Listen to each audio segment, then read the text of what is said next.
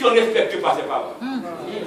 Et l'amour du prochain, on chante, on chante bien, on chante, on prêche, on dit les bonnes choses, et puis chez vous, vous maltraitez vos paroles. Que le Seigneur nous fasse grâce. C'était le cas pour vous et pour moi, que nous nous confessons et que Dieu nous pardonne. Tu ne tueras point. Et le sixième commandement. Le sixième commandement va plus loin que le simple maître. Il implique également le respect de la vie, la négation de la guerre, du crime et du suicide. Ici, c'est un pays, les gens se suicident beaucoup.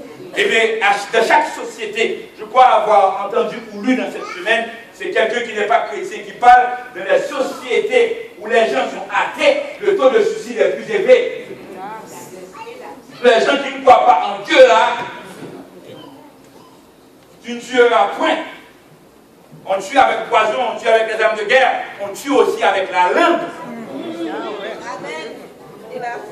Tu ne tueras point. C'est le respect de la vie. Nous allons là plus loin. C'est le respect de l'intimité de la personne. C'est le respect de l'intégrité de la personne. Nous continuons. Toute manifestation de haine, tout encart de la liberté du prochain, tout atteinte à l'intégrité des vies sont condamnés. Toute manifestation de haine, peut-être vous pensez que vous n'avez pas tué, mais comme on dit là, parfois il y a un regard. Il y a des regards qui sont punitifs. Mon créole, vous êtes dans la majorité d'Haïtiens là, parfois on ne tue pas avec les armes avec le poison, mais il y a des coups de chaud dans le monde.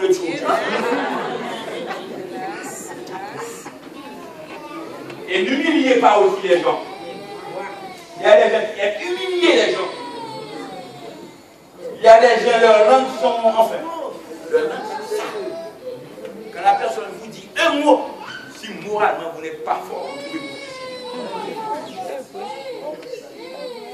Tu commettras peu d'adultère. Tu commettras peu d'adultère. Dans la création, Dieu a créé un homme, une femme. Et lorsqu'on veut servir Dieu, on est enfant de Dieu, c'est un homme, une femme. Une femme, un homme. Certains disent, oh oui, il y a une guerre, les hommes travaillent beaucoup plus, les hommes meurent beaucoup plus, il y a plus de femmes sur la terre que d'hommes. Vous avez l'habitude dans notre réflexion? Eh bien, s'il y a plus de femmes sur la terre que d'hommes, ça n'est pas ma responsabilité. Allez voir Dieu. C'est Dieu qui a la solution. Alors, s'il y a plus de femmes sur la terre que d'hommes, je vais avoir 4-5 femmes. Alors que Dieu dit, tu ne commettras point d'adultère, un homme, une femme. Et éviter aussi relations sexuelles illicites. Dieu ne le veut pas, il faut qu'on soit béni. Avant de donner à la sexualité, une question. Je vais voir si vous êtes honnête. Je sais que vous êtes honnête. Est-ce que la sexualité est une bonne chose? Amen. Est-ce que la sexualité est une bonne chose? Amen. La sexualité, c'est un don de Dieu. Ne vous faites pas d'illusions pensant qu'on est trop spirituel. La sexualité est une bonne chose. La sexualité est bonne. Mais c'est quand on reste dans les limites de la parole de Dieu. C'est aussi une malédiction lorsqu'on le fait en dehors de la parole de Dieu. Matthieu 5, verset 28, quiconque regarde une femme pour la convoiter a déjà commis adultère avec elle dans son cœur. Lorsque vous êtes avec votre épouse, vous êtes dans la rue avec votre épouse, regarde, dès qu'on est marié, parlant d'autres femmes pour vie sexuelle, vous êtes aveugle. Et nous sommes d'accord. Vous êtes aveugle. Vous ne pouvez pas voir d'autres femmes, voir la petite soeur. Il y a, même à l'église, il y a beaucoup d'églises. Il y a des gens qui sont là, ils se gonflent comme dirigeants d'église, et puis ils vous disent, oh, j'ai la petite soeur. C'est pour aider la petite soeur. Quelle est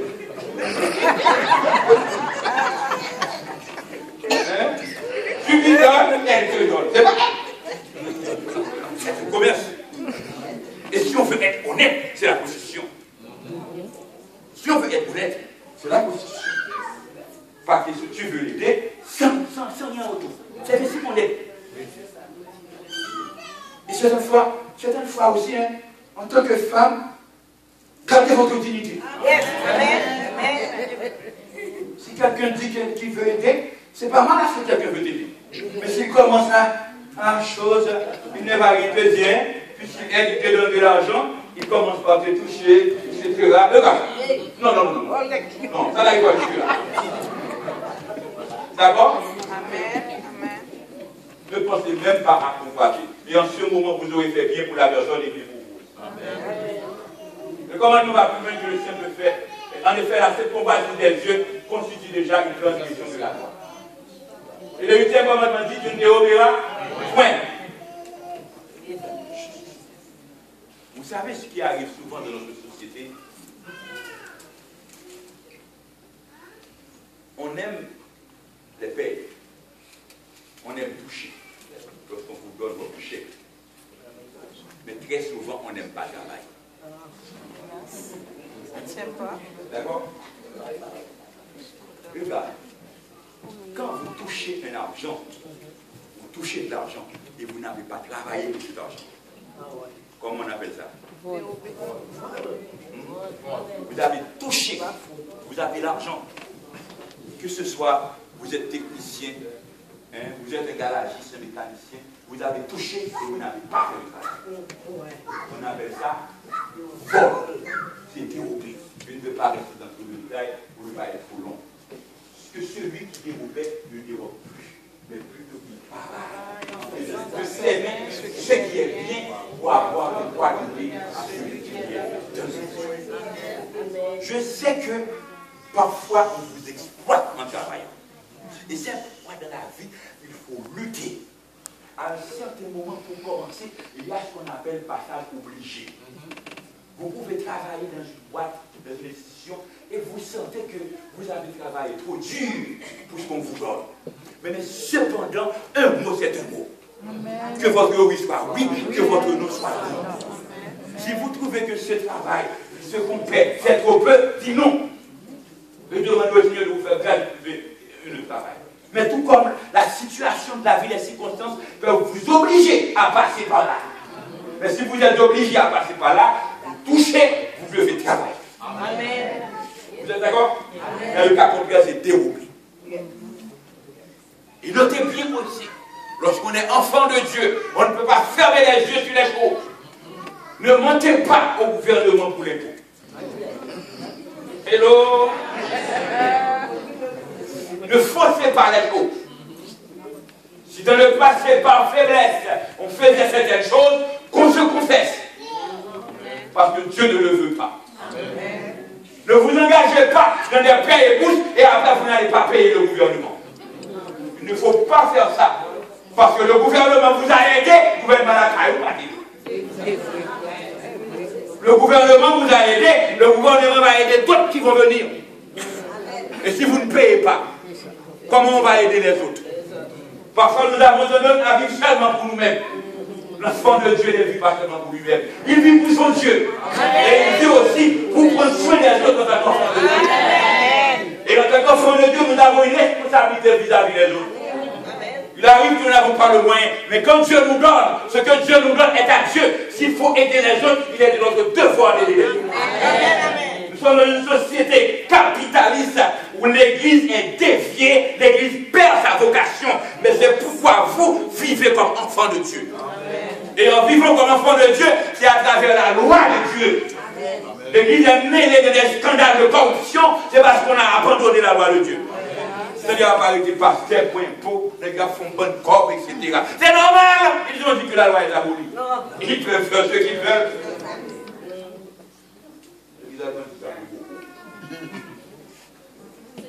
La vie de la propriété d'autrui, quelle que soit la forme, constitue une violation du ces commandements. Nous devons nous procurer ce dont nous avons besoin par un travail honnête et conscient. Allons vers le 9e commandement. Tu ne porteras pas le faux témoignage contre ton prochain. Faux témoignage. Faux témoignage. En beau créole, on dit ça. Parlez-nous mal. Faites-en. Oh, l'église viole beaucoup ce pauvre. Voici ce que vous devez faire. Dites la vérité chacun à son prochain. Jugez dans vos portes sur la vérité en vue de la paix. Que nul en son cœur ne pense le mal contre son prochain. N'aimez pas le faux serment. Il y a des gens qui vont sermenter et jurer, et puis qui pèsent leur pouce parce qu'ils savent. Dans ce sont-là, toutes ces choses, je que je hais l'Éternel. L'Éternel hait le mensonge parce que Dieu est Dieu de vérité. Le mensonge et la médisance ne peuvent servir à cause de Dieu. La parole doit être un outil d'édification. Le chrétien est un serviteur de la vérité. La parole doit être un outil d'édification. Ça va encore plus loin, mesdames et messieurs, en parlant de médisance. Certaines fois, il y a des gens qui vous disent, mais non, je ne dis rien de mal parce que je dis la vérité. Même la vérité sur une personne, si ça n'édifie pas, si ça va détruire la personne, c'est pas nécessaire. Amen. Amen. Il y a une petite histoire que je vais raconter. Il y avait un monsieur en Haïti qui avait volé un capri. Une chèvre, un capri. Et en Haïti, quand on est voleur de capri, on vous appelle 28. Vous savez ça, hein? Non. On vous appelle 28. 28, pas 28, c'est-à-dire que si vous avez au loto, quelqu'un a volé un capri dans un rêve, quand vous vous levez demain matin, pour ceux qui jouent à la loto, à chez nous, vous allez jouer 28. Oui, vous n'avez pas ça, vous n'êtes pas pour Haïti. En Haïti, là, voilà le capri, vous avez ça comment? 28. Quelqu'un dans son jeune âge avait volé un cabri en Haïti. Et puis les élèves, quand ils reviennent de l'école et voient ce monsieur, à chaque fois qu'ils voient ce monsieur dans la rue, 28! Pierre! 28! Vous savez, les enfants, les élèves. Et puis le temps a passé, ce monsieur vit à Manhattan, il a voyagé, sa vie a changé, il est devenu même millionnaire, il roule en Jaguar, costume blanc, batine, sa verge, etc. Il est bien à Manhattan. C'est quelqu'un qui est bien à Manhattan. Et puis un ancien élève qui est chez un de ses anciens condisciples dans le temps en Haïti, et son camarade a une entreprise à Manhattan. Et maintenant, voici que 28 qui arrive au boulot. Il est rentré dans l'entreprise, il a parlé avec l'autre, en tant qu'Haïtien, il se connaît, mais l'autre camarade, il vient d'Haïti. Et puis, au départ du monsieur, il a dit, est-ce que vous vous souvenez de ce monsieur? Il dit, oh, mais non, ce monsieur-là, sa tête rasée, son costume blanc, et puis, batine Jaguar. Non, je ne connais pas le monsieur. Est-ce que vous vous rappelez de 28?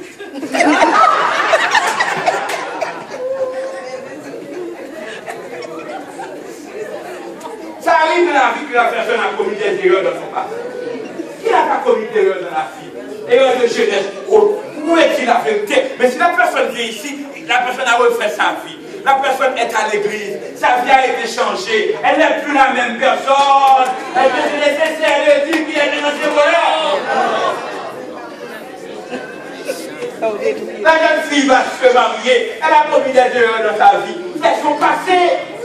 Est-ce que c'est nécessaire d'aller dire cette jeune fille elle était, mais elle était quand elle n'avait pas connu Jésus. Mais Jésus a changé sa vie. Nos paroles doivent être des paroles édifiantes. Et nous continuons. Le dernier commandement, le 10e commandement, tu ne combattras point la maison de ton prochain, la femme de ton prochain, ses biens, etc. La convoitise, c'est la tendance parce que si quelqu'un a une voiture, a une maison, on est à peine arrivé, on a seulement 3-4 ans au Canada, on n'a pas le droit d'avoir une maison. Oh, je suis là depuis 10 ans, je n'ai pas encore une maison. Je suis là depuis 10 ans, je n'ai pas encore une maison. Dieu fait grâce. Dieu bénit la personne. Bénit la personne. Attends la bénédiction de Dieu, ne le convoitez pas. C'est-à-dire que si la personne réussit sa vie, quoi? Et parfois, là, l'autre peut venir et puis il rencontre quelqu'un, une jeune fille qu'il aime, la jeune fille qu'il peut l'aimer. Et puis, si ce sont des gens qui sont à l'église, qui sont des serviteurs de Dieu, et puis ils vont se marier.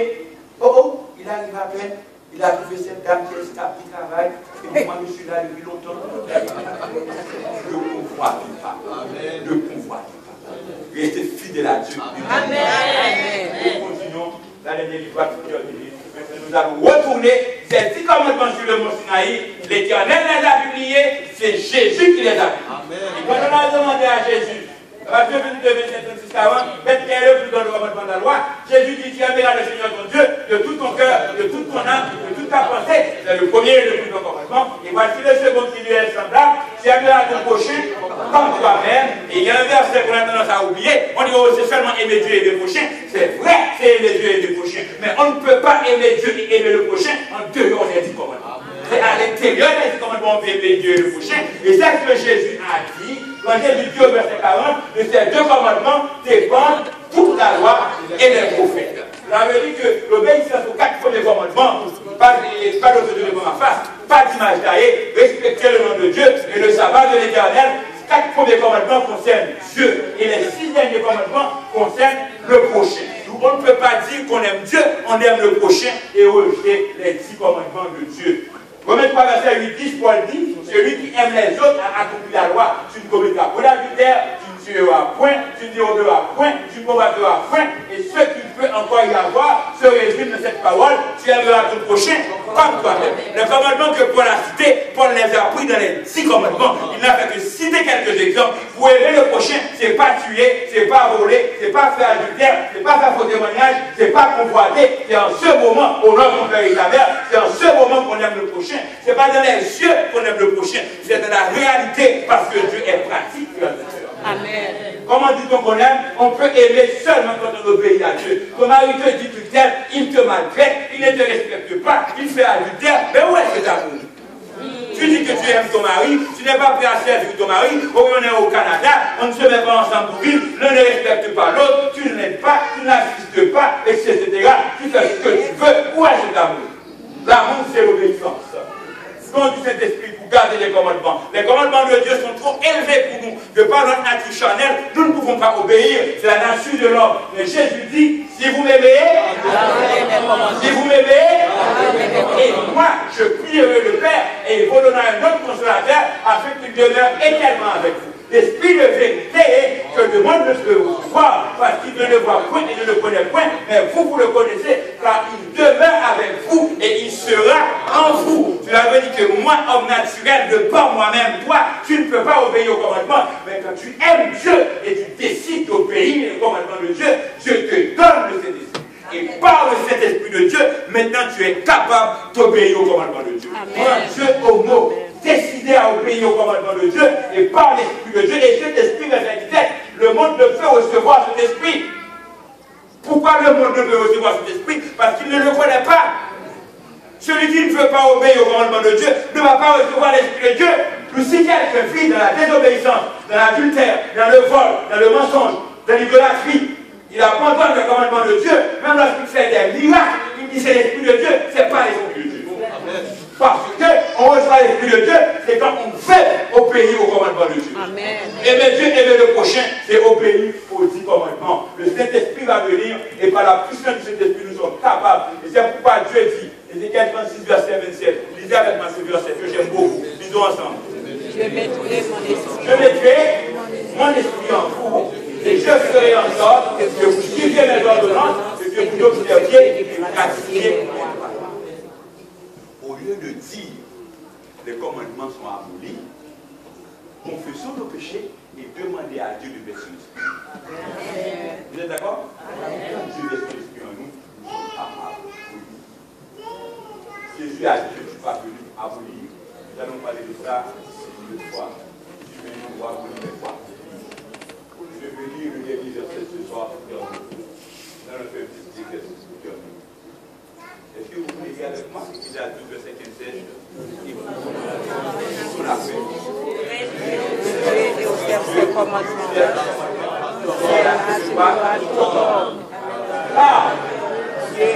Tout devant au sujet de voilà. Chacun a sa vie secrète, la personne le connaît. Mais Dieu va amener tout devant ce chemin. Mais ce que j'aime beaucoup dans les versets, il y a beaucoup de choses que vous pouvez lire que moi. La fin du discours et la fin du message. Crains Dieu et observe ses commandements. On ne peut pas craindre Dieu sans les commandements. C'est là ce que doit. Est-ce que vous êtes un homme? Lorsqu'on parle d'homme, là, c'est homme et femme. C'est rationnel. Quels sont les hommes de cette salle? Homme et femme. Et puisque vous êtes homme et femme, c'est le commandement de Dieu. C'est la loi. Tout homme. Si vous êtes un homme, vous êtes un car Dieu amènera tout homme. Au sujet de ce qui est caché, soit bien, soit mal. Nous allons faire un petit exercice.